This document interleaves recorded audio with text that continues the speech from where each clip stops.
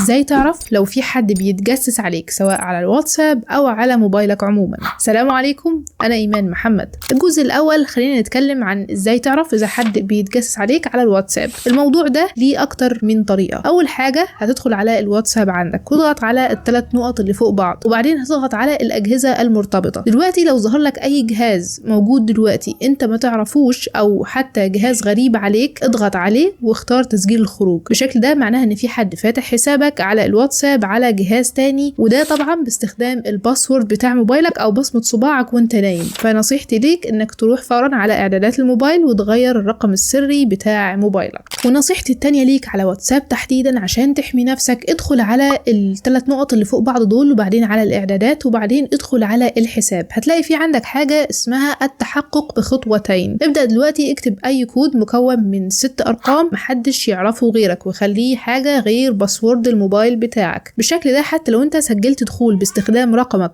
واتساب على جهاز تاني، هيطلب منك الرقم السري ده عشان يقدر يفتح لك حسابك وتستخدمه بسهولة. غير كده محدش هيقدر يفتح الواتساب بتاعك على جهاز تاني. اما بقى لو انت شاكك ان في حد بيتجسس عليك من موبايلك عموما، فده هقولك تعمل ازاي او تفحص او تكتشف الموضوع ده ازاي. اول حاجة، في على كل جهاز اندرويد في حاجة عندك اسمها مدير الهاتف، وجوه مدير الهاتف في حاجة اسمها فحص الفيروسات. او حتى على جوجل بلاي لو دخلت عليه هتلاقي في حاجة عندك كده اسمها الحماية. لو دخلت عليها وفعلتها هيبدأ يكتشف لك اي تطبيق خبيث موجود جوه موبايلك. تقدر تعمل سكان او فحص للموبايل بتاعك من خلال جوجل بلاي بالطريقة اللي انا قلتها، او من خلال فحص الموبايل بشكل عام من خلال الاعدادات والدخول على العناية بالهاتف، وبعدين اضغط على فحص الهاتف. هتلاقيه بيعمل لك فحص لكل التطبيقات اللي موجودة عندك، ويكتشف اذا كان في اي تطبيق خبيث بيتجسس عليك وانت مش دريان. وطبعا احب اقول لك انك يا ريت ما تفتحش لينك انت مش واثق فيه، تحديدا اللينكات اللي مؤخرا بدات تظهر بتاعه المسابقات ومبروك انت كسبت كذا وادخل على ده وفعله، او ابعت الرساله دي ل 15 شخص مثلا عشان تستفيد من معرفه نتيجه الثانويه العامه. كل الكلام ده كذب في كذب، وكل الكلام ده مش حقيقي وبيتسبب انك تخسر البيانات بتاعتك.